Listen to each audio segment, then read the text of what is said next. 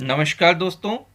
आज हम स्टार्ट करते हैं आपके सामाजिक विज्ञान यानी सोशल स्टडी की जो बुक है, जिसमें समकालीन भारत का पार्ट फर्स्ट। तो पार्ट फर्स्ट क्लास 9th के लिए है और समकालीन भारत का पार्ट सेकंड क्लास 10th के लिए है, यानी कंटेम्प्ररी इंडिया। उसमें ज्योग्राफी की जो बुक है हम उसको स्टार्ट कर रहे हैं। तो मैं अमित कुमार खत्री आपका जो वेलकम करता हूं अपने YouTube के channel let's learn with Amit Kumar Khatri में। तो हम स्टार्ट करते हैं, देखते हैं। अगर हम इसकी जो इंडेक्स है वो अगर हम देखें तो आप देख पा रहे हो यहाँ पर 6 चैप्टर हैं और ज्योग्राफी में आपको 9th क्लास में 6 चैप्टर पढ़ने हैं, 6 चैप्टर पढ़ने हैं। और फर्स्ट है जो लेसन 1 है, चैप्टर 1 है, वो है भारत आकार और स्थिति, यानी कि इंडिया साइज एंड लोकेशन। अब देखिए ये जो बुक है इसमें हो सकता है कि कुछ जो डाटा है वो पुराना है, लेकिन मैं अब आपको अपडेट करके बता दूंगा। तो वो जो डाटा है आप उसको करेक्शन कर लीजिएगा।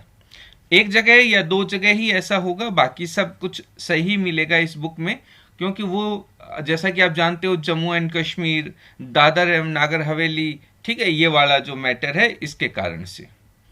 तो अब हम स्टार्ट करते हैं अपना चैप्टर 1, भारत आकार और स्थिति, इंडिया साइज एंड लोकेशन। देखिए मैं सब कुछ स्टार्ट करने से पहले आपको यहाँ पर एक ये वर्ल्ड का जो मैप है वो आपको दिखाऊंगा। आप देख पा रहे हैं इस वर्ल्ड के मैप में अलग अलग कॉन्टिनेंट्स को देख पा रहे हैं, ठीक है। ये नॉर्थ अमेरिका वाला पार्ट है, ये सर्दर्न अमेरिका वाला पार्ट है, ये आप पैसिफिक ओशियन देख पा रहे हो। और यहाँ पर एक देखिए ये जो मैं कहूँगा पैसिफिक ओशियन सबसे बड़ा पैसिफिक ओशियन होता है, ठीक है।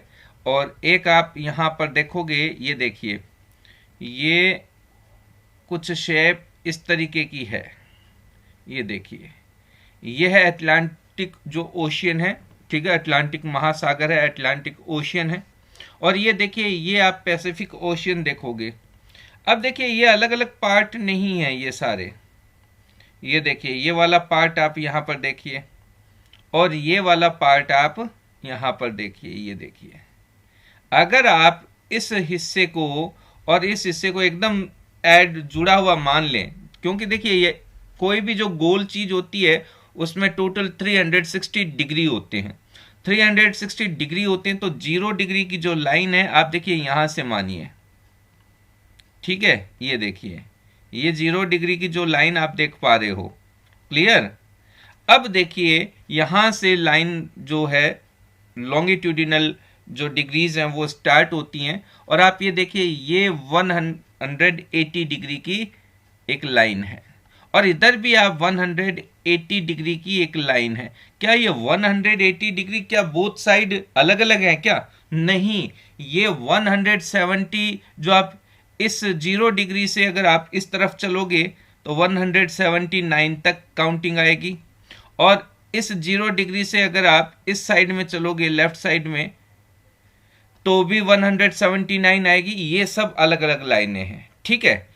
इस तरीके से 180 डिग्री जो होती है वो कॉमन लाइन हो जाती है। अब हम देखिए इस 0 डिग्री के इस साइड में हैं। अब अगर हम भारत की स्थिति देखें तो आप देखिए हमारे जो भारत की स्थिति है, इंडिया की जो लोकेशन है, आप यहां पर देखिए ये रही, ये वाली, ठीक है।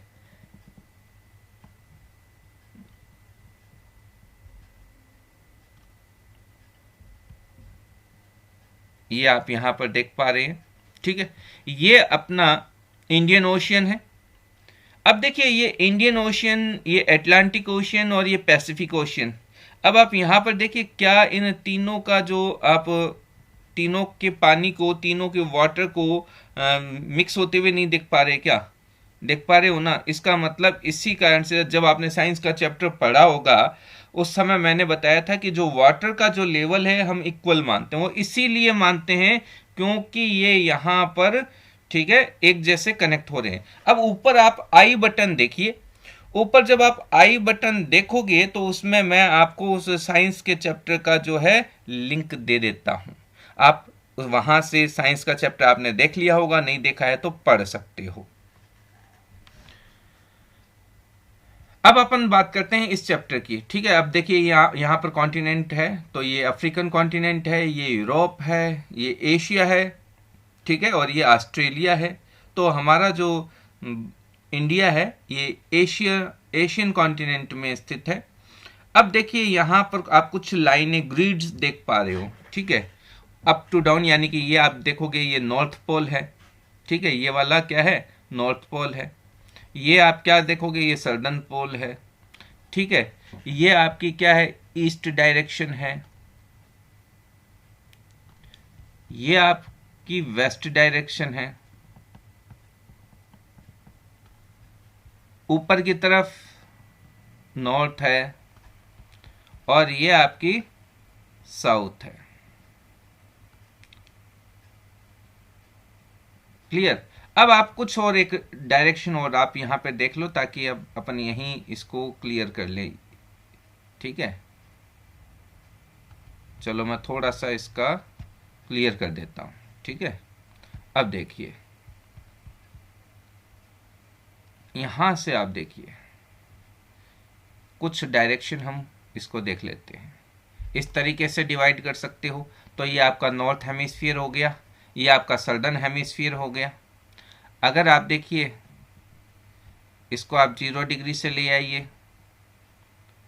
ठीक है, तो अब आप देखिए ये डायरेक्शन भी तो हो गया। ये देखिए इस तरीके से भी तो डायरेक्शन बन रहा है। और एक डायरेक्शन अगर आप ये देखोगे कि तो एक डायरेक्शन आप यहां से भी इसको देख सकते हो। इस तरीके से आप देखोगे कि ये डायरेक्शन बन रही हैं। ठीक है, एक ये वाला जो डायरेक्शन है, एक ये वाला डायरेक्शन है, एक ये वाला डायरेक्शन है, एक ये वाला डायरेक्शन है। अब अगर मैं बात करूं कि अगर मैं इसे कहूं कि ये आपका ईस्ट पार्ट है, ठीक है, ये आपका ईस्ट पार्ट है, ये आपका वेस्ट पार्ट है, ये आपका नॉर्थ पार्ट है और ये आपका सदर्न पार्ट है। ये आपका सदर्न पार्ट है। क्लियर।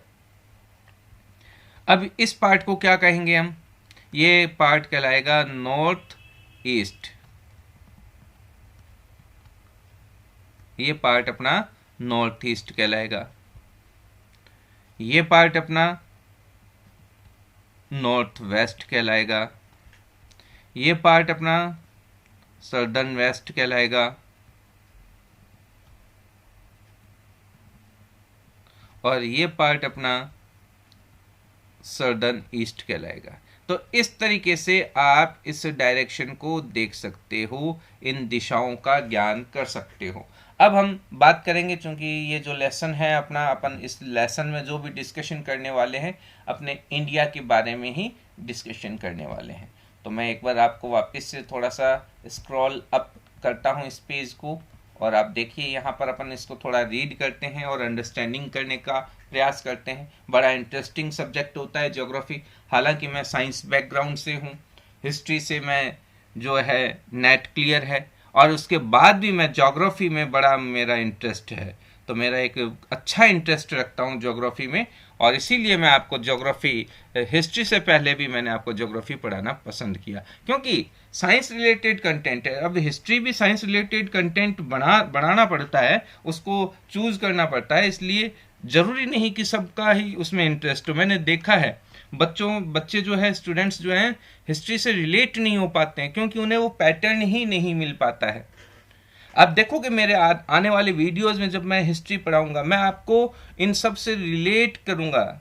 इसीलिए मैंने सबसे पहले एक बार ज्योग्राफी को ले लिया, ताकि साइंस और ज्योग्राफी आप आपस में कनेक्ट करके पढ़ सको। अब हम बात करते हैं, भारत विश्व की प्राचीनतम संस्कृतियों में से एक है।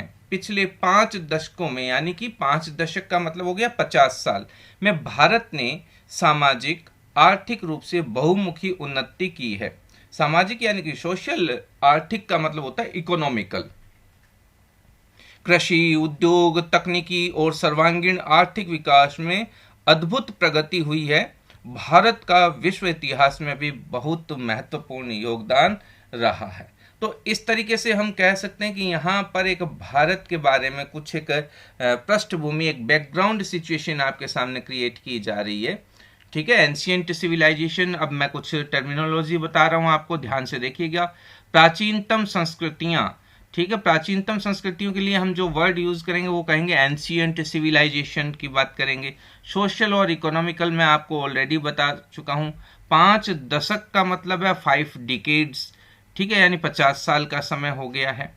इस तरीके से हम कह सकते हैं कि जो डेवलपमेंट, प्रगति होना मतलब डेवलपमेंट होना, कृषि का मतलब फार्मिंग है, इंडस्ट्री है, एग्रीकल्चर है, टेक्नोलॉजी है, इस तरीके से ओवरऑल। सर्वांगीण का मतलब होता है ओवरऑल, ठीक है, इकोनॉमिकल डेवलपमेंट। और भारत का विश्व इतिहास में यानी कि India has also contributed significantly to the making of world history. इस तरीके से हम कह सकते हैं कि भारत का विश्व इतिहास में भी बहुत महत्वपूर्ण योगदान रहा है। अब सबसे पहले इसकी हम स्थिति की बात करते हैं, इसकी लोकेशन की बात करते हैं कि आखिर इस पूरे जो वर्ल्ड मैप में ये किस डायरेक्शन में स्थित है। अब देखिए, सीधी सी बात है, ये आपकी क्या है, ठीक है, ये कौन सी रेखा है, ये 0 डिग्री की जो लाइन है उसके अपर पार्ट में है, यानी कि नॉर्थ हेमिस्फीयर में हमारा इंडिया जो है लोकेटेड है।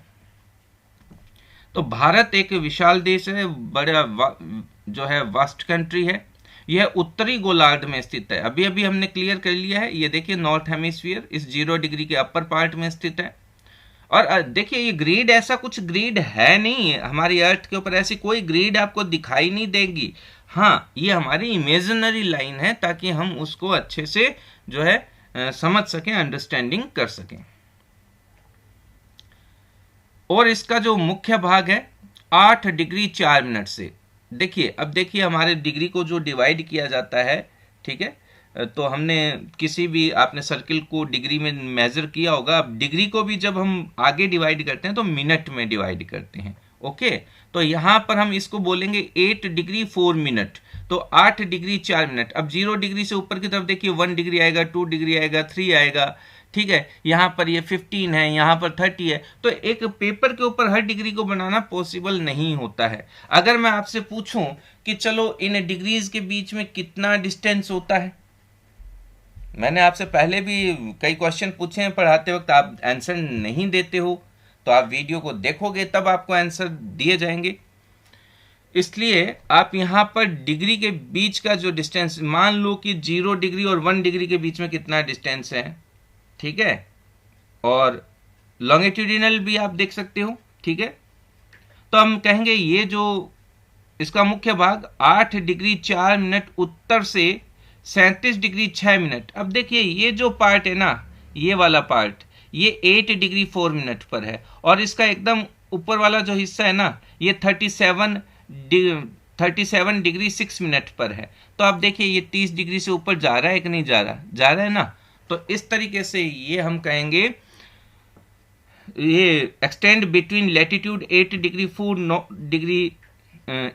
4 minute north and 37 degree 6 minute north के बीच में ये स्थित है। तो अपन कहेंगे उत्तरी अक्षांश, ठीक है, ये अक्षांश रेखाएं होती है जो इस 0 डिग्री लाइन के ऊपर की तरफ होंगी और ये नीचे की तरफ होंगी, ये अक्षांश है। और ये नॉर्थ पोल से साउथ पोल की तरफ आप देखिए ये कुछ लाइनें जाते हुए देख पा रहे हो, ऊपर से नीचे की तरफ, ठीक है, ऊपर से नीचे की तरफ जो लाइनें जा रही हैं हम उन्हें देशांतर रेखाएं कहते हैं, लॉन्गिट्यूड्स कहते हैं। तो latitudes and longitudes I hope आप सब समझ चुके हो। वहीं अब देखिए कर्क रेखा, ठीक है, कर्क रेखा, अब देखिए 23.5 डिग्री पर 23 डिग्री 30 मिनट पर उत्तर में जो है ये स्थित है।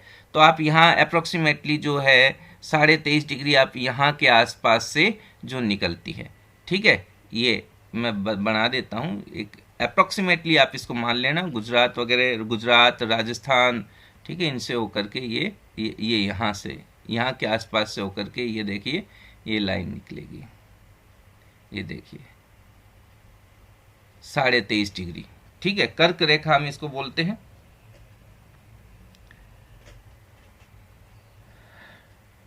ट्रॉपिक ऑफ कैंसर, कर्क रेखा यानी ट्रॉपिक ऑफ कैंसर।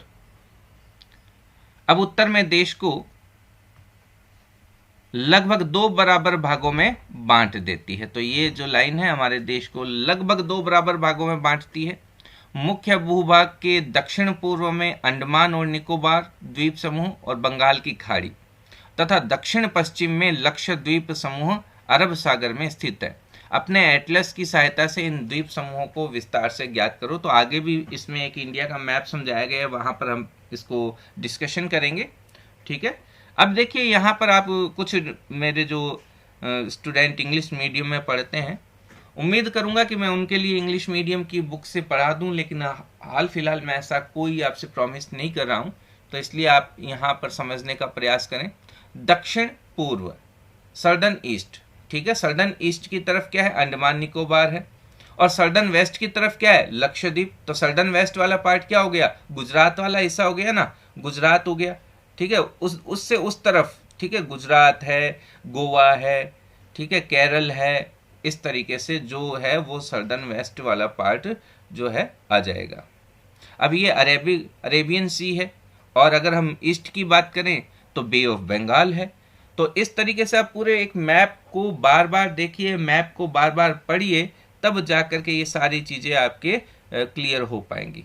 नेक्स्ट हम बात करते हैं जो क्या आप जानते हैं, डू यू नो, ये आपसे पूछा जा रहा है कि भारतीय संघ राज्य का, ठीक है, जो भी हमारा जो भारतीय संघ का जो राज्य है उसका दक्षिणतम बिंदु, दक्षिणी बिंदु, सर्डन पॉइंट, या अपन कहते हैं सर्डन मोस्ट जो है पॉइंट की बात करें, उसे इंदिरा बिंदु कहा जाता था। सन 2004 में यानी 2004 में सुनामी लहरों के कारण समुद्र में जलमग्न हो गया। तो आप एक बार इसको देखो, ये 8 डिग्री पर अपन ने पढ़ा है ना, 8 डिग्री 4 मिनट अपन ने पढ़ा है, तो इससे भी इधर था, ये करीब करीब आप देख सकते हो 6 डिग्री के आसपास था। तो 6 डिग्री के आसपास अपने एकदम सर्दन मोस्ट जो पॉइंट था उसे हम इंदिरा पॉइंट कहते हैं, और वो सुनामी की लहरों में नीचे की तरफ चला गया है, जलमग्न हो गया है। तो अब हम आगे अपन देखते हैं इसका आकार। ठीक है, इसकी अगर हम बात करें साइज की, भारत के भूभाग का कुल क्षेत्रफल लगभग 32.8 लाख वर्ग किलोमीटर है। ठीक है, 32.8 लाख वर्ग किलोमीटर को अगर मैं बताऊं तो 3.28 मिलियन स्क्वायर किलोमीटर। ठीक है, 3.28 भी आप कह सकते हो, पर वहां पर मिलियन स्क्वायर किलोमीटर, मिलियन का मतलब क्या हो गया, 10 लाख। ठीक है, तो आप इसको देखो, इसको एक बार कन्वर्ट करो, 32.8 लाख स्क्वायर किलोमीटर भी कह सकते हैं, या फिर हम इसको कह सकते हैं 3.28 मिलियन स्क्वायर किलोमीटर। दोनों बातें मैंने क्लियर कर दी हैं। भारत का क्षेत्रफल विश्व के कुल, ठीक है, अब देखिए अगर हम पूरे वर्ल्ड के अकॉर्डिंग इसको कंपेयर करें तो देखिए भारत का जो क्षेत्रफल है विश्व के कुल यानी वर्ल्ड के कुल ज्योग्राफिकल जो एरिया है उसका 2.4% है। तो हमारे पास कितना प्रतिशत है, 2.4% ही हमारे देश का जो एरिया है।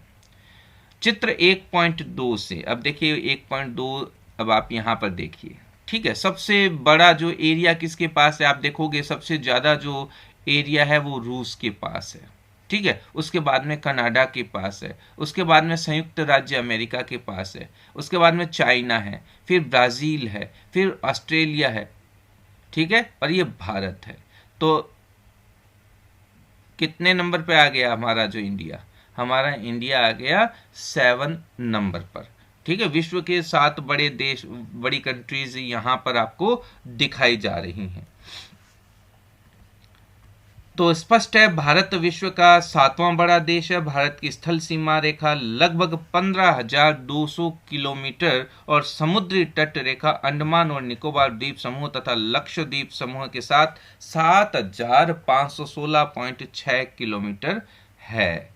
तो अब आप इसको समझना कि स्थल रेखा, ठीक है, स्थल रेखा कितनी है। स्थल रेखा होती है, अगर हम कहें कि लैंड बाउंड्री, ठीक है, हमारे जो देश की जो लोकेशन है वो ज़मीन जिससे जुड़ी है, लैंड सरफेस की जो अगर हम एरिया की बात करें, और अगर हम इसको कोस्टल लाइन पर देखें, ठीक है, कोस्टल लाइन की बात करें तो वो है 7516.6 किलोमीटर। तो आप इतना जो है हमारी जो बाउंड्रीज हैं, भारत के उत्तर पश्चिम में नॉर्थ वेस्ट तथा उत्तर यानी नॉर्थ तथा उत्तर पूर्वी नॉर्थ ईस्ट सीमा पर नवीनतम वलित पर्वत है। वलित पर्वत नवीनतम यानी सब इस वर्ल्ड का जो एक नया या यंग जो है माउंटेन वहां पर जो है स्थित है।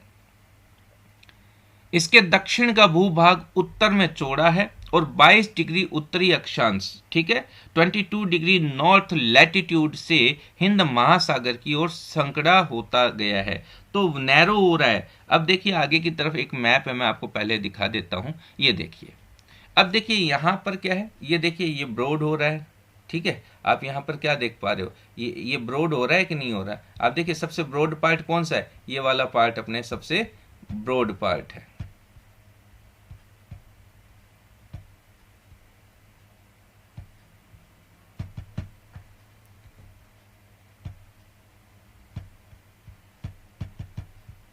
तो हम इसको एक बार देखते हैं। अब आप देखो यहाँ पर ये पार्ट अगर हम सर्दर्न साइड में देखें तो नैरो होता जा रहा है कि नहीं होता जा रहा है, होता जा रहा है ना। तो ठीक, अब इसी को हम देखते हैं। अब देखिए हम वापस से इस पेज पर आते हैं। इसके दक्षिण का भूभाग उत्तर में चौड़ा है और 22 डिग्री नॉर्थ लैटिट्यूड से हिंद महासागर की ओर, ठीक है, इंडियन ओशियन की तरफ संकड़ा होता गया है। इसके वेस्ट में, पश्चिम में अरब सागर तथा पूर्व में बंगाल की खाड़ी है। तो अब देखिए इधर की तरफ अगर हम देखें, इस मैप में देखें,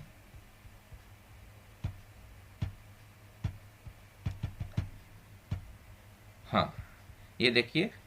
अब आप देखिए इधर क्या है, अरेबियन सी आप देख पा रहे हो वेस्ट पार्ट में, और इधर क्या है ईस्ट पार्ट में, देखो बे ऑफ बंगाल देख पा रहे हो, ठीक है। और ये अपना क्या है, इंडियन ओशियन है। ये आप देखिए अंडमान निकोबार देख पा रहे हो, और ये आप लक्षद्वीप देख पा रहे हो। तो ये देखिए मैंने कहा ना वेस्ट पार्ट, ये देखिए ये गुजरात है। ये दिखाने के लिए ये अलग अलग दूर है, देखिए काफी दूरी है इनमें, ठीक है। लक्षद्वीप मतलब लाख द्वीपों का समूह, ठीक है। लक्ष्य का मतलब होता है यहाँ पर लाख द्वीपों का समूह।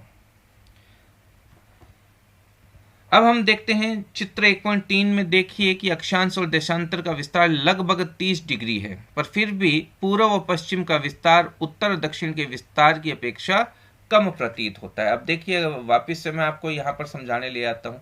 अब देखिए आप, ये क्या है, वेस्ट टू ईस्ट कितना है, इसकी जो चौड़ाई है, विड्थ कितनी है हमारे कंट्री की, हमारे कंट्री की विड्थ है 2933 किलोमीटर, ठीक है, 2933 किलोमीटर।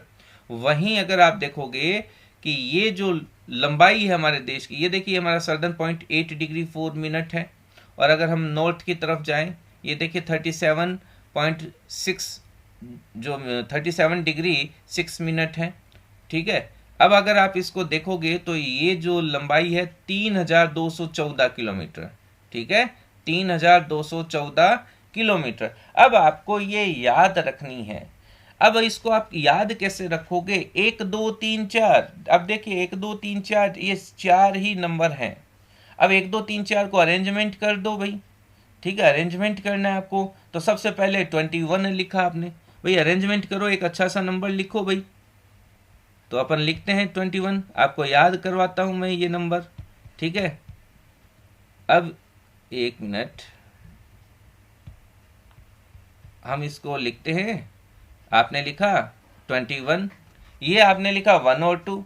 अब देखिए 2 और 1 कितने हो गए, आपने नंबर को ऐड किया और इधर ले आए, 3 हो गया। अब इस 3 को और 1 को ऐड कर दो, तो ये हो गया आपका 4 नंबर। तो यही आपको एक डाटा आपको याद कर लेना है कि 3214 जो किलोमीटर है वो हमारे देश की नॉर्थ टू साउथ की तरफ जो है लंबाई है। अब आप इसको याद करो भाई, इसको याद करो। चलो 2933, 2933 आपने लिखा। सबसे पहले एक नंबर लिख लो 2, ठीक है। 2 का जस्ट आगे आया 3, अब 3 को आप 2 टाइम लिख लो। अब आपके सामने नंबर बन गया 2 3 3 3 3 जा 9। अब इन दोनों के बीच में आप यहाँ पर 9 लिख लें। है तो थोड़ा देखो फनी, लेकिन आपको नंबर याद हो जाएगा इस तरीके से, ठीक है। ऐसे पढ़ोगे ना तो आपको देखो नंबर याद होएगा। अब 2933 किलोमीटर, और इधर देखिए 1 2 3 4 फार्मूले से हमने याद किया था। कितना याद किया था? 1 2 3 4, 3214 किलोमीटर याद किया था ना अपन ने। ये देखिए, भूल गए?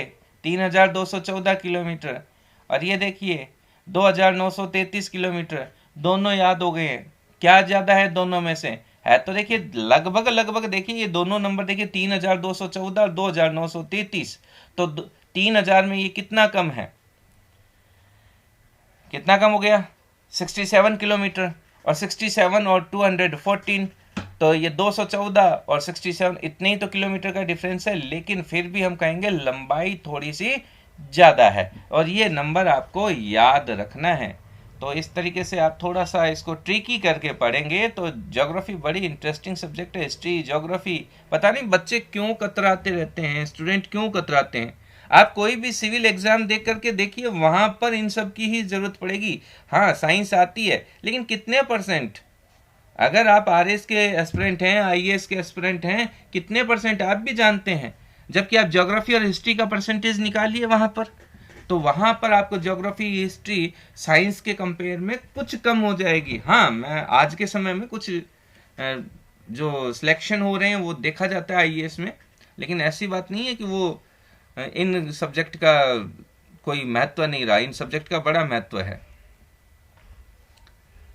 अब देखिए, परंतु फिर भी पूर्व और पश्चिम का विस्तार उत्तर और दक्षिण के विस्तार की अपेक्षा कम प्रतीत होता है। गुजरात से अरुणाचल प्रदेश के स्थानीय समय में 2 घंटे का अंतर है। अब देखिए, हम देखते हैं कि ये 2 घंटे का अंतर आया कैसे। अब देखिए, आप गुजरात देखिए 68 डिग्री 7 मिनट, ये हमारे वेस्ट में है, ठीक है। और यहां से देखिए, ये देखिए 97 डिग्री 25 मिनट। इन दोनों के बीच में अप्रोक्सीमेटली आप देखोगे 29 डिग्री का डिफरेंस आता है, लेकिन हम राउंड फिगर एक बार 30 डिग्री मान लेते हैं, ठीक है। अब क्या होता है, सन सबसे पहले क्या आता है, सूर्य का किस डायरेक्शन में उगता है? हम कहते हैं सूर्य जो होता है, सनराइज हमेशा ईस्ट साइड में होता है। तो आसाम की तरफ इधर देखिए अरुणाचल प्रदेश, नाम ही देखिए अरुणाचल प्रदेश है, तो सबसे पहले सूर्योदय हमारे देश में होता है अरुणाचल प्रदेश में। क्लियर? अब देखिए, इस ईस्ट पार्ट में और इस वेस्ट पार्ट में अप्रोक्सीमेटली कितने डिग्री का फर्क आ गया? 30 डिग्री का। और 1 डिग्री को क्रॉस करने में सनलाइट को 4 मिनट का समय लग रहा है यहां पर।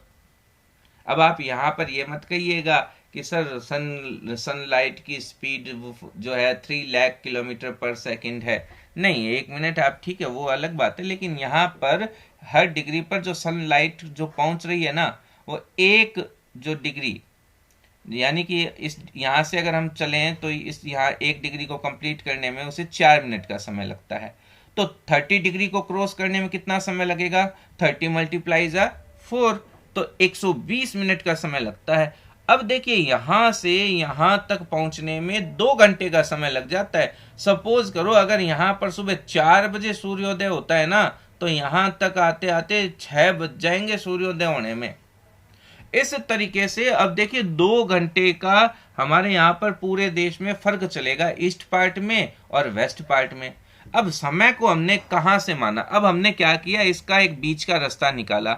हमने एक लाइन मानी 82 डिग्री 30 मिनट की, ठीक है, ये वाली, ये देखिए ये वाली, ये लाइन लगभग हमारे देश के मिड में से होकर के निकल रही है।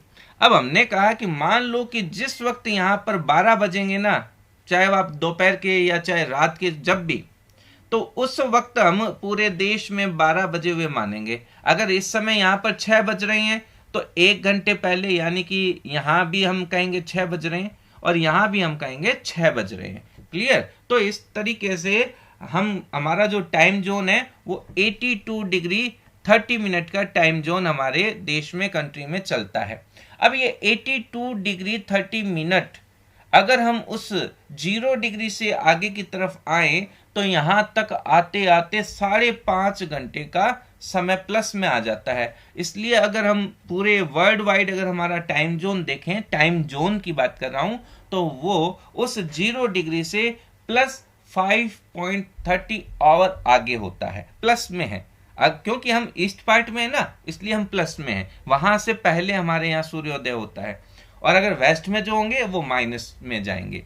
अब रशिया में देखिए इतना बड़ा देश है, तो वहां पर अलग अलग टाइम जोन है, अलग अलग टाइम जोन है, पर्टिकुलर एरिया है, अलग अलग एरियाज में अलग अलग समय, एक ही देश में अलग अलग जगह पर अलग अलग जो है टाइम होता है। लेकिन हमारी कंट्री में क्या है कि रशिया जितना बड़ा नहीं है, इसलिए हमने क्या है इसका एक अच्छा सा एक सॉल्यूशन निकाल लिया कि ये जो बीच में जो एक लाइन जा रही है 82 डिग्री 30 मिनट की, ये सामान्य हम कहते हैं इलाहाबाद के नैनी नाम की जगह से निकल रही है। अब हम आगे फिर इसको कंसल्ट करते हैं, ठीक है, और आगे चैप्टर को कंटिन्यू करते हैं।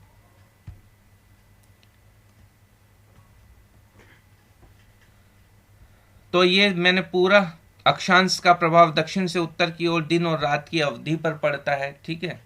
उत्तर प्रदेश में अभी ये जो है मानक याम्योत्तर हम इसे कहते हैं, ठीक है, मानक याम्योत्तर। और मानक याम्योत्तर के लिए हम कहेंगे जो एक है स्टैंडर्ड मेरिडियन हम कहेंगे, ठीक है, स्टैंडर्ड मेरिडियन। और अगर हम बात करें, यहाँ पर आपकी बुक में दिया है कि यूपी में मिर्जापुर से भी ये लाइन जो है गुजरती है, जो मिर्जापुर भी यहाँ पर इस लाइन पर ही आता है। अब अक्षांश का प्रभाव क्या पड़ता है, अक्षांश, ठीक है, तो ये अक्षांश क्या है, दक्षिण से उत्तर की ओर, ठीक है, और दिन और रात की अवधि पर इसका प्रभाव पड़ता है। तो the latitudinal extent influences the duration of day and night as one moves from south to north. इस तरीके से हम इसको समझते हैं।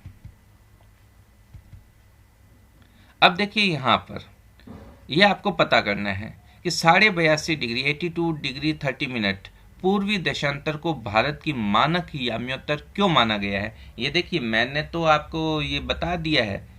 और कन्याकुमारी और कश्मीर में दिन रात की अवधि में अंतर क्यों होता है, कन्याकुमारी और कश्मीर के दिन रात की अवधि में अंतर क्यों होता है। अब क्यों होता है, देखिए ऐसा इसलिए होता है क्योंकि ये नॉर्थ साइड होता है, ठीक है, और ये सर्दर्न साइड होता है। अब देखिए सर्दर्न साइड जो है, ठीक है, सर्दर्न साइड क्या है, 0 डिग्री के ज्यादा पास में नहीं है क्या।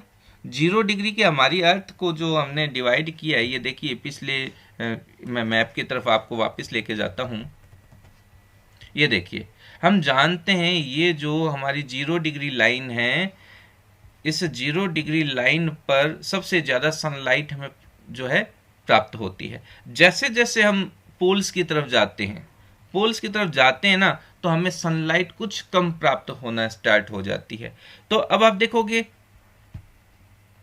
कि ये इस 0 डिग्री के ज्यादा पास में है, ये कन्याकुमारी है सर्दर्न पॉइंट पे, और यहां पर देखिए नॉर्थ में, अब देखिए एकदम नॉर्थ पार्ट आज की डेट में हम लद्दाख कहेंगे, आज की डेट में हम इसे जम्मू एंड कश्मीर नहीं कहेंगे। ये इस बुक में लिखा हुआ है। जैसा कि आप जानते हो कि हमारे देश में अब 2019 में एक नया मोदी जी ने किया है, ठीक है। अब हमारे यहाँ स्टेट पर स्टेट का नंबर वगैरह सब चेंज हो गया, वो मैं अभी कंसल्ट करने वाला हूँ, वहीं करूँगा, ठीक है, एक बार। तो ये देखिए नॉर्थ पार्ट है और ये सर्दर्न पार्ट है। तो इस 0 डिग्री लाइन, इस 0 डिग्री लाइन के पास में है, इसलिए यहाँ पर सनलाइट ज़्यादा प्राप्त होती है। और ये देखिए यहाँ पर डिस्टेंस बढ़ गया है, तो यहाँ पर सनलाइट इस सर्दर्न पार्ट के कंपेयर में कम प्राप्त होती है, कम रिसीव होती है।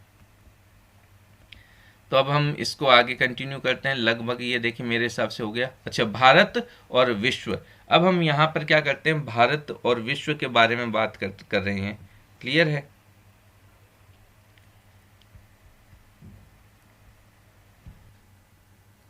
तो भारत और विश्व यानी कि इंडिया एंड द वर्ल्ड। तो भारतीय भूखंड एशिया महाद्वीप की, ठीक है, एशियन कॉन्टिनेंट के पूर्व और पश्चिम के मध्य में स्थित है।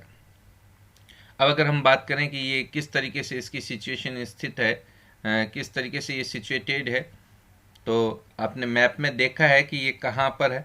ठीक है, तो आप उस मैप को थोड़ा सा बैक जा कर के देख सकते हैं, और आगे भी अगर है तो मैं आपको जो है बता देता हूँ।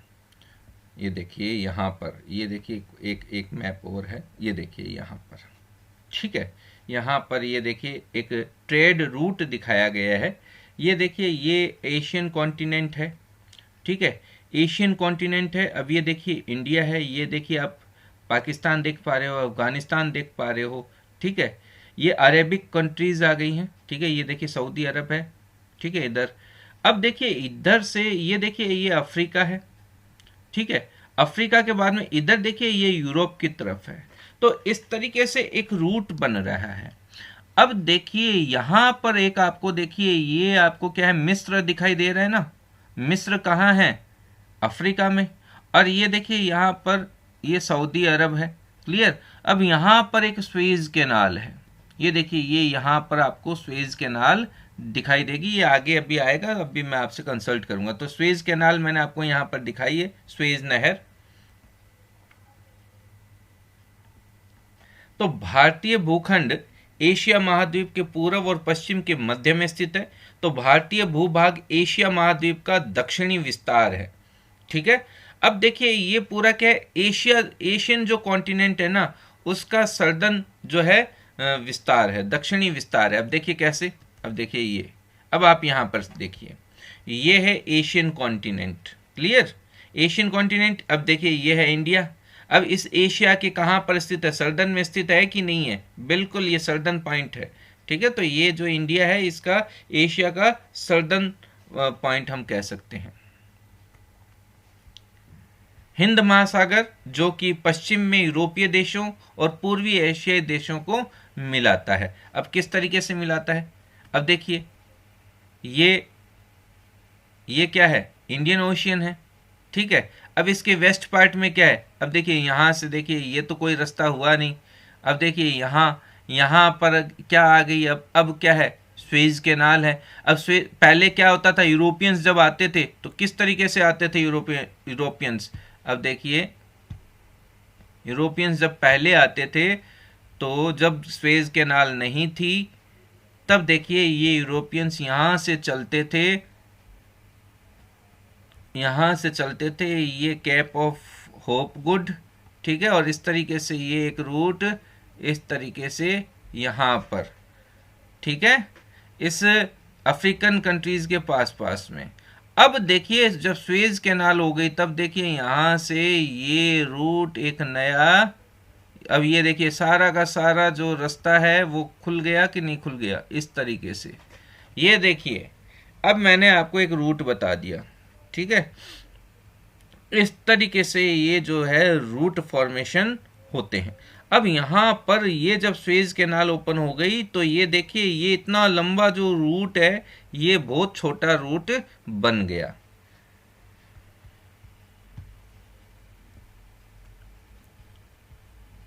तो अब हम देखते हैं, ये मैं देखो पूरा प्रयास कर रहा हूं कि आपको हर बात में समझाने का प्रयास करूं। तो हिंद महासागर जो कि पश्चिम में यूरोपीय देशों और पूर्वी एशियाई देशों को मिलाता है, भारत को केंद्रीय स्थिति प्रदान करता है। अब देखिए अब यहां पर क्या हो गया, ये ईस्टर्न पार्ट हो गए और ये क्या हो गया, ये है। तो इन दोनों के बीच में क्या स्थित हो गया है, इंडिया स्थित हो गया। तो इस तरीके से ये एक सेंट्रल पार्ट हो गया है। देखिए दक्षिण का पठार, ठीक है, डेक्कन पेनिनसुला जिसकी बात हम करते हैं, तो डेक्कन पेनिनसुला हिंद महासागर में शीर्षवत फैला हुआ है और पश्चिमी एशिया, अफ्रीका और यूरोप के देशों के साथ साथ पूर्वी एशिया के देशों से भी पूर्वी तट के माध्यम से निकटतम संबंध बनाए हुए हैं। हिंद महासागर इंडियन ओशियन में किसी भी देश की तटीय सीमा भारत जैसी नहीं है। भारत की इसी महत्वपूर्ण स्थिति के कारण एक महासागर का नाम इसके नाम पर रखा गया है। अब देख लो, आप खुद देखिए यहाँ पर, ये देखिए यहाँ पर देखिए इसका जो ये देखिए हिस्सा किस तरीके से बाहर की तरफ आया हुआ है। ठीक है, तो ये एक इसकी बहुत ही अच्छी जो है सिचुएशन मानी जाती है, और इस तरीके से ये क्या है, भारत को एक अच्छा रूप प्रदान करती है। और ये जो पूरा का पूरा आप देख रहे हो इंडियन ओशियन, नाम ही देखो इस कंट्री के ऊपर, अपने कंट्री के ऊपर इसका नाम रखा गया है। क्यों? क्योंकि ये देखिए आगे तक निकला हुआ है। तो इस वजह से ये क्या होता है कि ये देखिए, अब यहाँ से अगर किसी को जाना हो तो ये बीच में आ रहा है कि नहीं आ रहा, ठीक है। अब देखिए ये देखिए, इस बहुत सारे आप देख सकते हो कि ये एक अच्छी स्थिति इसको प्रदान की जा रही है। अब आप जानते हैं सन 1869 में 1869 में स्वेज कैनाल के खुलने से भारत और यूरोप के बीच की दूरी 7000 किलोमीटर कम हो गई। तो अभी अभी मैंने आपको समझाया, आप देख सकते हो। अब हम ये मैप, ठीक है, ये मैप अपन ने पहले ही कंसल्ट कर लिया है, तो अब अपन इसके आगे की तरफ बढ़ते हैं। ये देखिए, ये इंटरनेशनल ट्रेड रूट की तरफ जो बात हो रही है, अब आप इस रूट को पहचानिए। अभी अभी जिन लाइंस के द्वारा मैंने आपको समझाने का प्रयास किया है, ये देखिए एक रूट, ये देखिए एक रूट, ठीक है, मुंबई की तरफ ये रूट आ रहे हैं, ठीक है। इधर से देखिए ये जापान, ठीक है, जापान से देखिए रूट चला, इधर थाईलैंड, ठीक है, थाईलैंड से फिर कोलकाता, ये देखिए बीच में म्यांमार है, इसकी तरफ देखिए कोलकाता से इस तरीके से पास में होते हुए, ठीक है, थाईलैंड, म्यांमार, बैंकॉक, मलेशिया, ठीक है, इस तरफ है इंडोनेशिया, और ये देखिए ऑस्ट्रेलिया। इस तरीके से रूट जो है ये काफ़ी अच्छी स्थिति इसको प्रदान की जा रही है। ये देखिए, ये थोड़ा जो लाइन मैंने बनाई थी ये वाली, इस तरीके से डायरेक्ट, ठीक है, ऑस्ट्रेलिया से इस तरफ और फिर यहाँ से इस स्वेज कैनाल की तरफ, तो एक अच्छा रूट है। अब यहाँ पर आप देखिए वायु मार्ग देख सकते हो और समुद्री मार्ग देख सकते हो। जो भी डैश वाली लाइन है वो यहाँ पर समुद्री मार्ग है, ठीक है, और जो भी आप प्रॉपर लाइन देख पा रहे हो वो सारा का सारा क्या है, जो है एयर मार्ग है, ठीक है, वायु मार्ग है।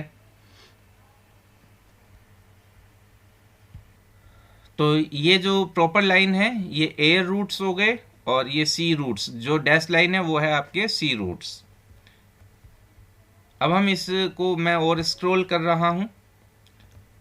अब देखिए, भारत का विश्व के देशों के साथ संपर्क युगों पुराना है, परंतु ये संबंध समुद्र जल मार्गों की अपेक्षा भूभागों से होकर था। अब देखिए, पुराने समय में भारत में क्या था, समुद्री यात्राएं अच्छी नहीं मानी जाती थी, और बहुत एंशियंट टाइम में जो भी यात्राएं होती थी वो क्या होती थी, लैंड के द्वारा ही की होती थी। उत्तरी पर्वतों के दर्रों से अनेक यात्री प्राचीन काल में भारत आए, जबकि समुद्री मार्ग बहुत समय तक ज्ञात नहीं थे। तो ये समुद्री मार्ग तो हम देखते हैं मिडाइवल जो हिस्ट्री है उसमें हम इसके रूट का जो है रूट को पढ़ते हैं, ठीक है। तो ये जो भी पासेज हैं, माउंटेन्स के बीच में जो भी पासेस बने हुए हैं, वहाँ से कुछ ट्रैवलर्स, एंशियंट ट्रैवलर्स आते थे।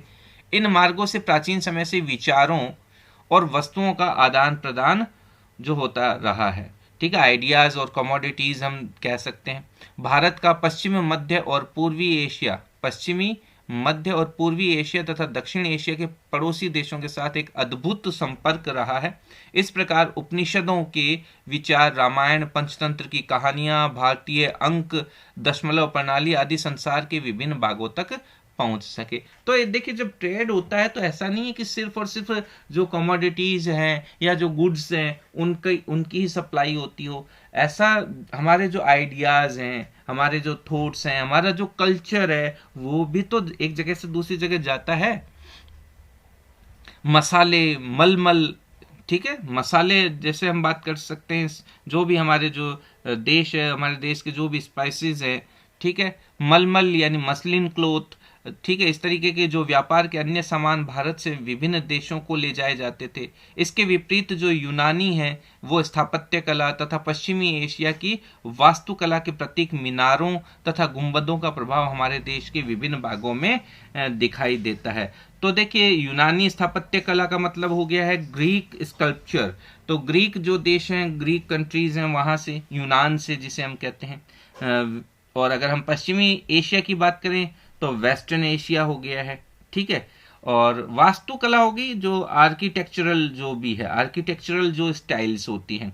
और स्थापत्य कला हो गई है, स्थापत्य कला हो गई है स्कल्पचर्स, ठीक है, जैसे मूर्तियां वगैरह हैं।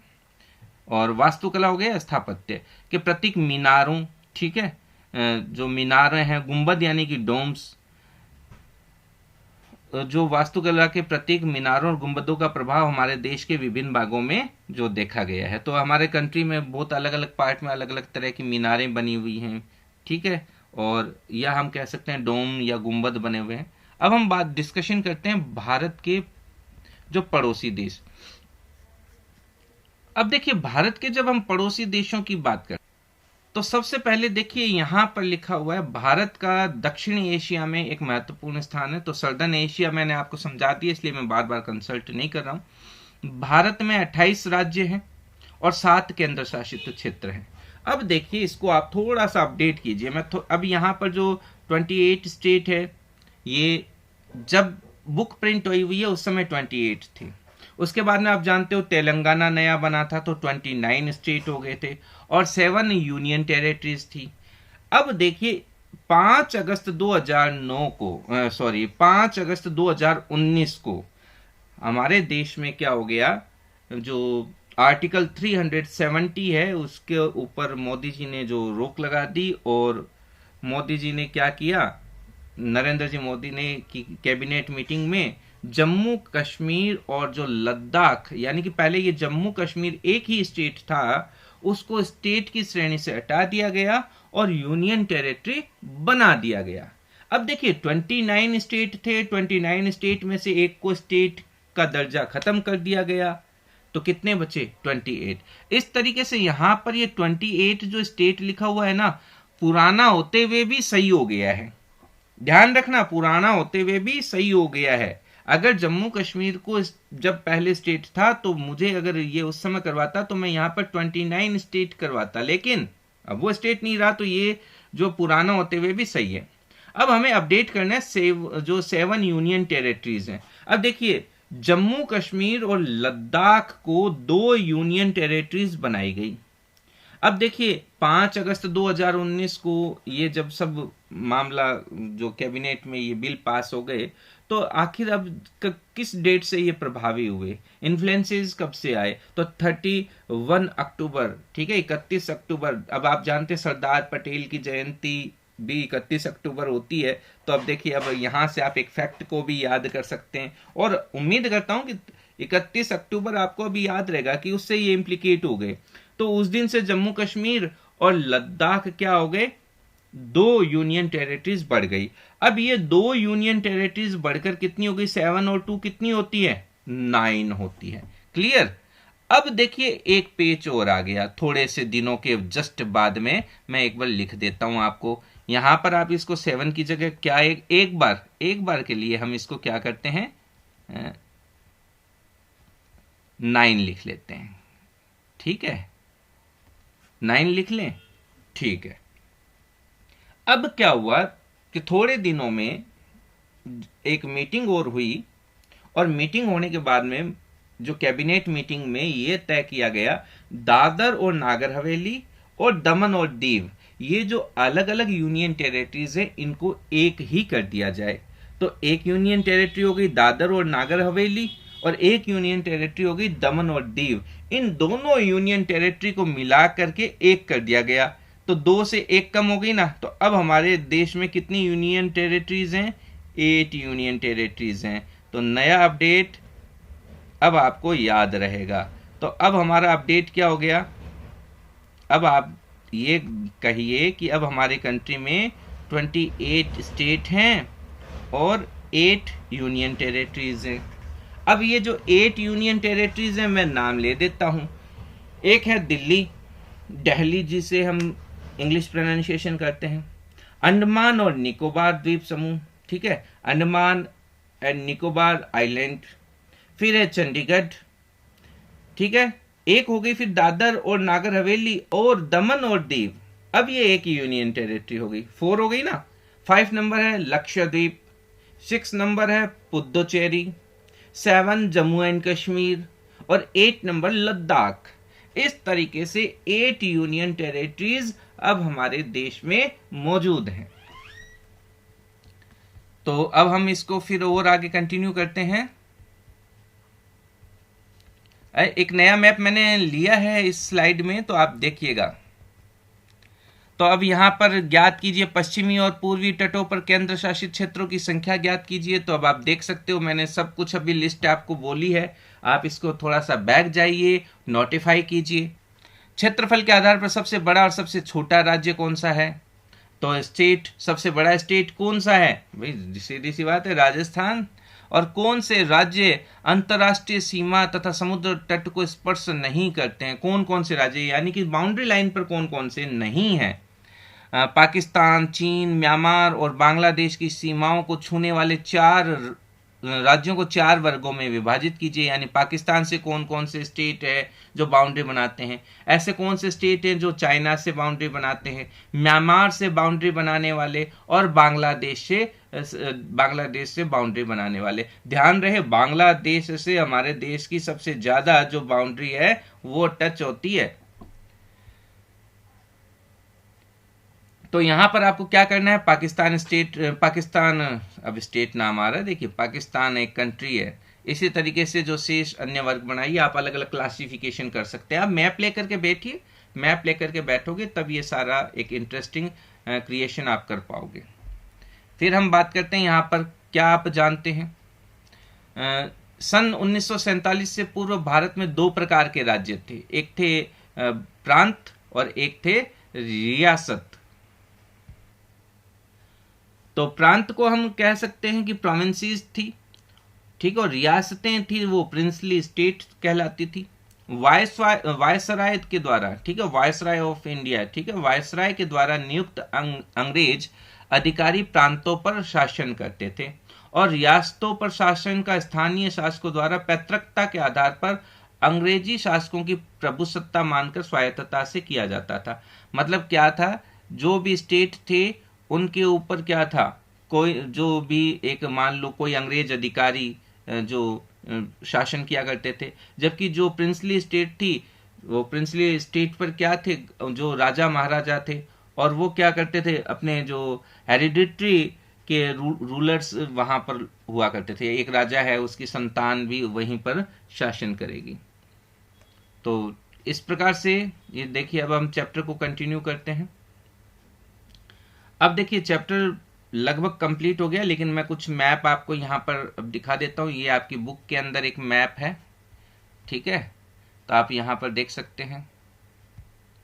मैं थोड़ा सा इसको, ये देखिए, ये अब आप इस मैप को देख सकते हैं पूरा। अब आप जब इस मैप को देखोगे, मैं थोड़ा सा वापस इसको जूम कर देता हूँ। अब देखिए,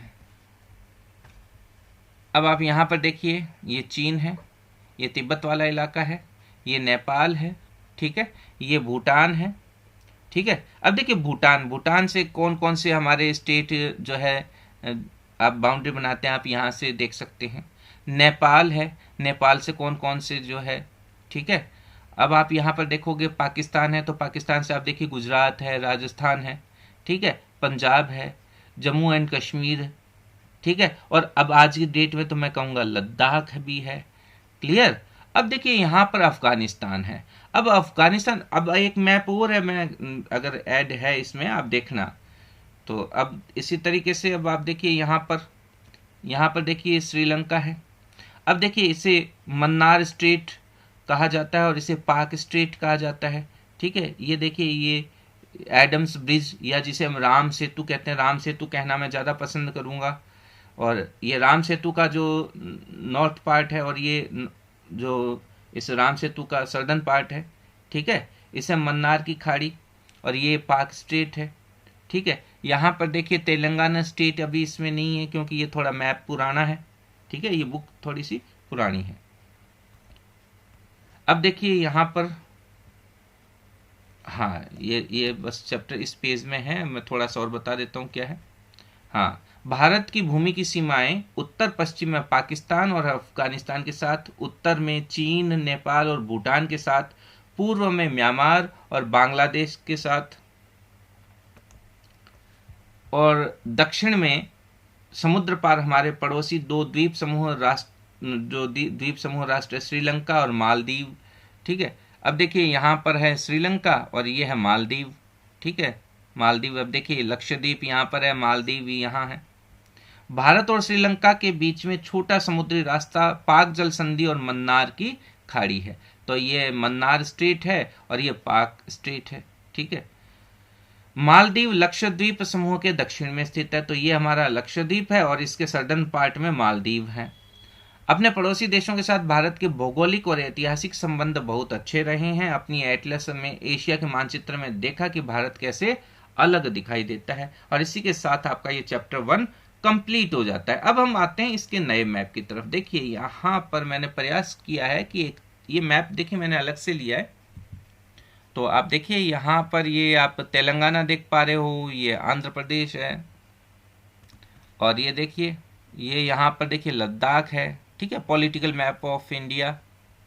और ये जम्मू एंड कश्मीर का स्टेट देख पा रहे हो। अब आप देखोगे ये जो पाकिस्तान है, ठीक है, ये पाकिस्तान किससे, जम्मू एंड कश्मीर और लद्दाख, क्लियर। और ये देखिए ये अफगानिस्तान, अफगानिस्तान जो है यहाँ से आते हुए इस लद्दाख से जो है कनेक्टेड है। वो थोड़ा पतला सा हिस्सा ही है, ये बस इतना ही है। इसके बाद में तो इधर क्या है, ये जो है रिपब्लिक ऑफ चाइना है, और इधर जो है पीपल्स रिपब्लिक ऑफ चाइना, ये चाइना वाला पार्ट आ गया है इधर।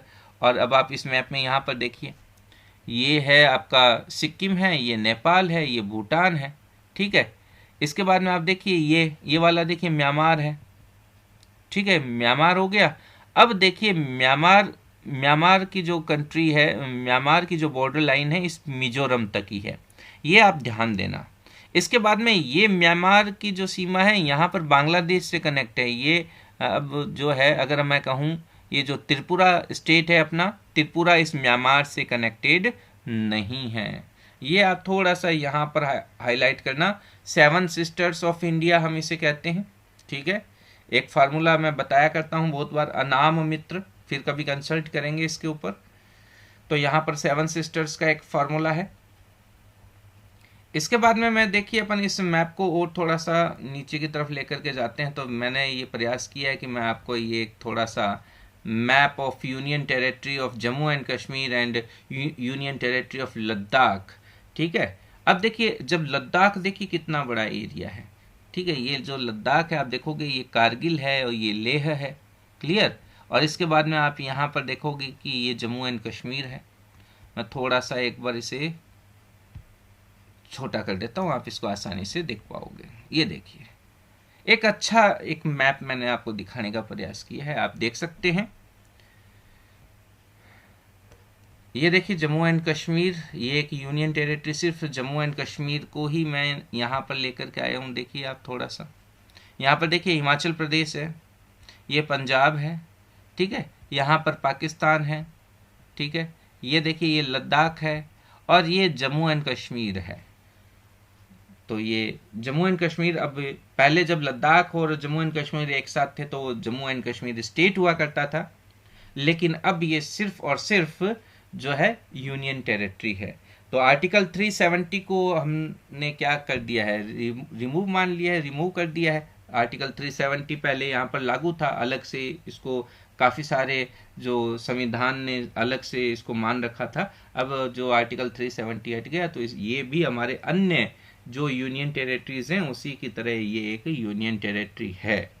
और अभी तो अगर मैं लेटेस्ट की बात करूं तो भारत ने भाई पाकिस्तान को कह दिया है जो पीओके है उसको खाली किया जाए, ठीक है। तो ये पॉलिटिक्स है, जब हम कभी इंटरनेशनल रिलेशंस के जब टॉपिक मैं डालूंगा तब आपसे इसको समझने का प्रयास करना, ये इंटरनेशनल रिलेशंस की बात है। अब देखिए भाई अब चैनल को आप सब्सक्राइब कीजिए, ठीक है। अगर आपने अभी तक सब्सक्राइब नहीं किया है तो आप सब्सक्राइब कीजिए और लाइक कीजिए। अगर आई होप, उम्मीद करता हूं कि मैंने आपको अच्छे से अच्छे समझाने का प्रयास किया है। तो आप मेरे वीडियोस को लाइक कीजिए, लाइक करते हो तो मुझे एक मोटिवेशन मिलता है।